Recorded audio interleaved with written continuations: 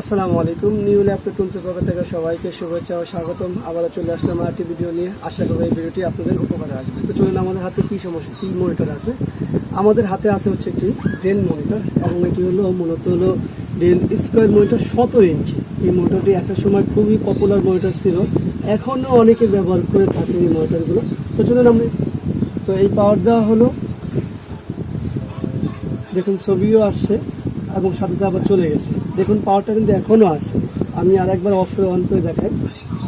এগুলো অফ, এই হলো পাওয়ার। অন করলাম, এই বাতি জ্বলছে। স্ক্রিনে খেয়াল রাখুন, দেখুন ছবি আসছে কিন্তু সাথে চলে গেছে। এটা মূল সমস্যা হলো ছবি এসে চলে যাওয়া। তো এটা আসলে কোথেকে হচ্ছে সেটা আমরা দেখবো। তবে এটা পাওয়ার সেকশনটা ভালো আছে, যার কারণে এখানে পাওয়ার আছে। তো সেটা ওপেন করি, তারপরেই বিস্তারিত দেখি।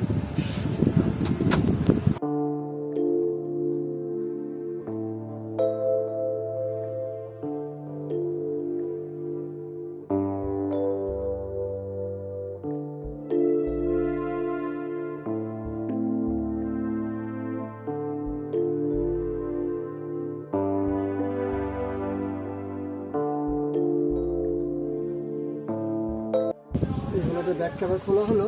এখন আমাদের এখানে ফুল ল্যাম্প ব্যবহার করা হয়েছে। এই ল্যাম্পের কানেকশন 2টি 3টি।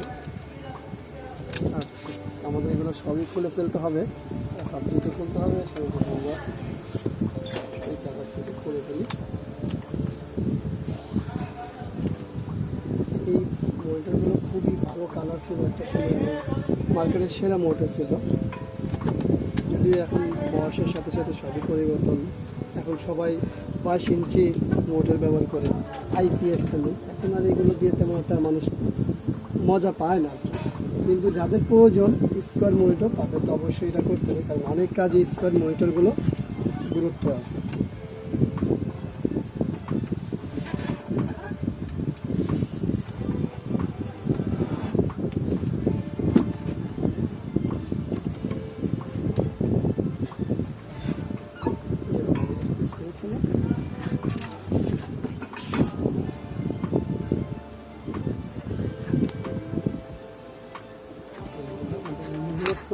এই হলো আমাদের ব্যাক পার্ট। তো এখানে ব্যাক পার্টে কোনো কিছু সমস্যা আছে, দেখতে সার্কিটে কিছু দেখা যায় কি না, একেবারে ক্লিয়ার আছে। তো চলুন আমরা এই সার্কিটটা ওপেন করি, আগে দেখি যে ভিতরে কোনো কিছু খারাপ আছে কি না।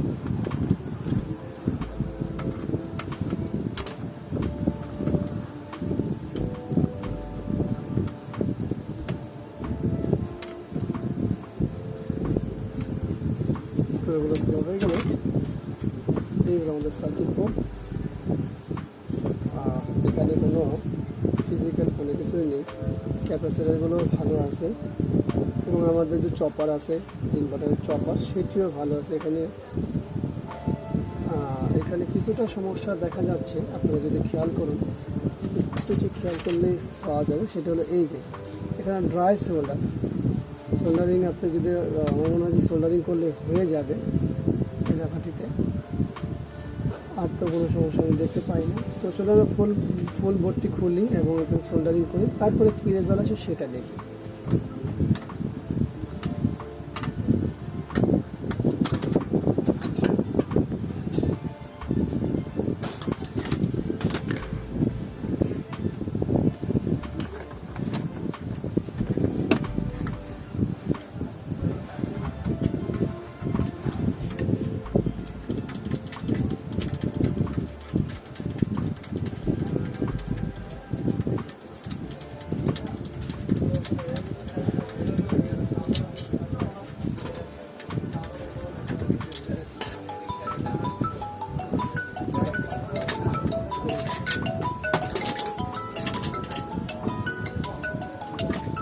এইগুলো আমাদের খোলা হয়ে গেল।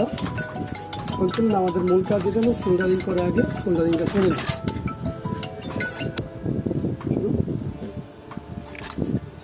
তো আমরা সর্বপ্রথম কী করব, আগে সোল্ডারিং করব। আর সোল্ডারিং করার পর চেক করব, তখন আমরা আগে একবার এগুলো কানেকশন করে নিই। এর মধ্যে আয়রনটা গরম হোক।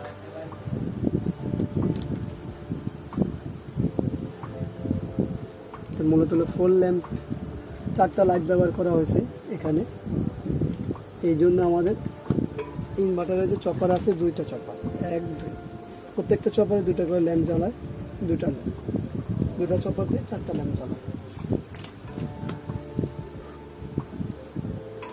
চলুন, এখানে একটা কানেকশন হয়ে গেল। এখন আমরা সোল্ডারিংয়ের জন্য প্রস্তুত হই।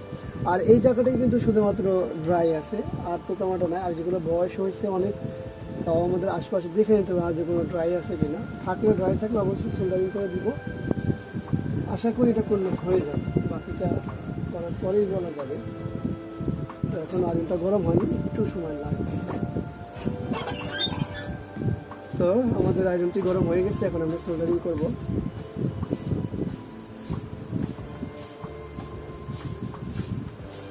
সুন্দর করে দেখে দেখে করে নিতে হবে।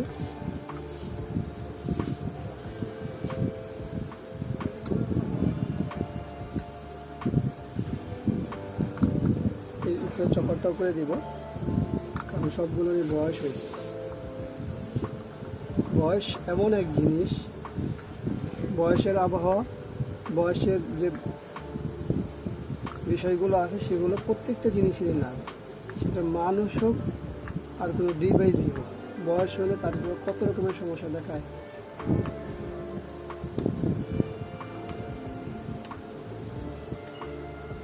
আর অবশ্যই সোল্ডারিং করার সময় খেয়াল রাখতে হবে যাতে শর্ট না হয়। দেখেন, শর্ট হয়ে গেলে আপনি তো আর খেয়াল না করলে পরবর্তীতে রেজাল্ট ভালো আসবে না, বরঞ্চ আরও খারাপ হওয়ার সম্ভাবনা থাকবে।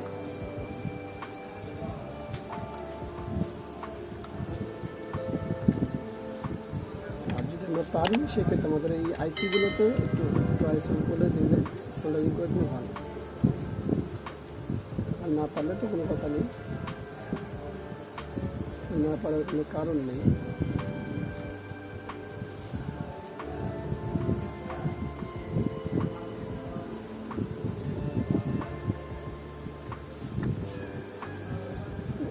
অ্যাসিডও করে দিব।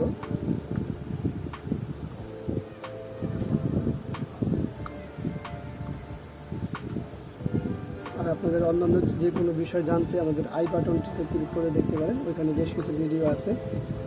এবং আরও ভালো লাগলে আমাদের চ্যানেলটিকেও ভিজিট করতে পারেন। আশা করব ভালো কিছুই পাবেন।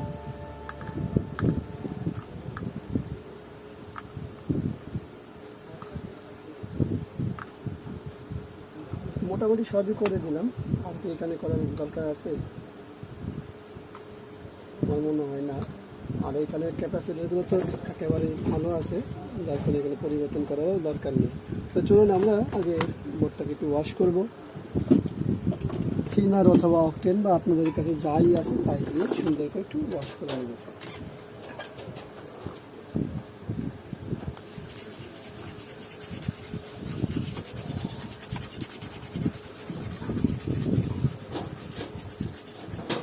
শেষ, আমাদের ওয়াশ করা শেষ। তো ওয়াশ করা যেহেতু শেষ হয়ে গেছে, এখন আমরা আমাদের মূল বিষয় যেটা হলো যেটা কানেকশন দেবো। চলুন আমরা এসি কানেকশন দিই। অন করলাম, এসি লাইনটি পাওয়ার আসছে এবং ডিসপ্লে আসছে। চলুন আমরা বিজিএ কেবলটি লাগাই, দেখি আমাদের ডিসপ্লে, দেখুন আমাদের ডিসপ্লে চলে আসছে। এখন আমরা এটাকে ফিটিং করব, তারপরে আরও কিছু সময় চালাবো, আপনাদের সাথে কথাও বলবো, চেকও করবো। এটা আমরা ফিটিং করি, ফিটিং করে ফেললাম। চলুন এখন আমরা পাওয়ার দেবো আর বিস্তারিত দেখবো যে আর কোনো সমস্যা হয় কি না।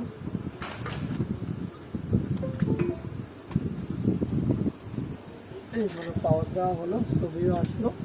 দেখুন এতক্ষণ কিন্তু চলে যাওয়ার কথা ছিল, কিন্তু এখন আর কোনো সমস্যা করতেছে না, একেবারে সুন্দরও আছে, ঠিকভাবে চলছে এবং কালারটিও সম্পূর্ণ ঠিক আছে। তো যাই হোক, আসলে আমরা এখান থেকে কি শিখলাম?